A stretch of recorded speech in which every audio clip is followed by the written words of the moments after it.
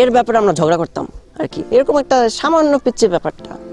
হলুদ পাঞ্জাবি পরে হিমু হয়ে আজও অসংখ্য পাঠক হেঁটে চলেছে ময়ূরাক্ষী নদীর তীর ধরে। দেখছেন উপচে পড়া জ্যোৎস্না, টাপুর টুপুর বৃষ্টি আর মধ্যরাতের অচেনা শহরটাকে। সঙ্গে হয়তো রূপা, নয়তো না।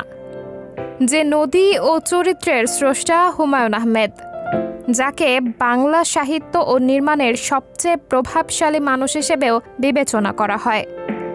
গুণী এই মানুষটির ছোট ছেলে নিশাদ হুমায়ূন। নিশাদ হুমায়ূনের একটি ভিডিও সামাজিক যোগাযোগ মাধ্যমে নেটিজেনদের নজর কেড়েছে, যেখানে তিনি উল্লেখ করেছেন বিষণ্ণতা খুব ভয়ঙ্কর একটা জিনিস, তবে প্রকৃতিতে অন্যরকম একটা শান্তি পাওয়া যায়। নিশাদ হুমায়ূন বলেন, আমরা তখন সত্যিকারের খুশি হতে পারবো যে সময় টাকা, ফোন এসব না চেয়ে প্রকৃতির মাঝে একটু শান্তিতে থাকার চেষ্টা করব। ফোনের জন্য কোনো শান্তি নেই।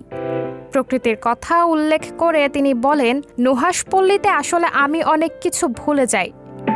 শহরের মধ্যে অসুবিধাটা হচ্ছে ইন্টারনেট না থাকলে ঘরে বসে কি করব। নিশাদের ভাষ্য, এই সুন্দর একটা জায়গার মধ্যে শুধু এই আবহাওয়া, এই রোদটা, এই বাতাসটা অন্যরকম লাগে। এখানে আসার আগে ডেটা কিনেছি, ভাবলাম ইন্টারনেট না থাকলে কি করব।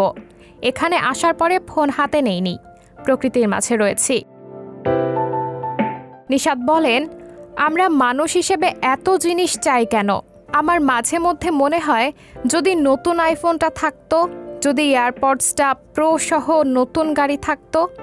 কিন্তু এখানে এসে সব ভুলে যাই, মনে করি যে শুধু এ জায়গায় বসে একটা আরাম পাওয়া যায়। তার কথায়, আমি সাইকোথেরাপিস্ট হতে চাই। ব্যাপারটা হচ্ছে, একটা মানুষের যদি বিষণ্ণতায় থাকে তবে প্রকৃতির মাঝে আসলে খুব সাহায্য করতে পারবে ওনাকে। বিষণ্ণতা খুব ভয়ঙ্কর একটা জিনিস, তবে প্রকৃতিতে অন্যরকম একটা শান্তি পাওয়া যায়। এদিকে নিজের বাবাকে পাগল উল্লেখ করে নিশাদ বলেন, পাগলি ছাড়া কি পৃথিবী চলে? পাগলি ছাড়া কিন্তু পৃথিবী চলবে না। স্যার আইজ্যাক নিউটন কত বড় পাগল, তার পাগলামি ছাড়া কি পদার্থবিজ্ঞান হতো? আমরা শুয়ে আছি, আমার মাথার উপর যদি একটা আপেল পড়ে আমি ভাববো, ও আপেল পড়েছে। কিন্তু স্যার আইজ্যাক নিউটন কিন্তু নিজে নিজেই ভেবেছে কেন আপেলটা পড়ল।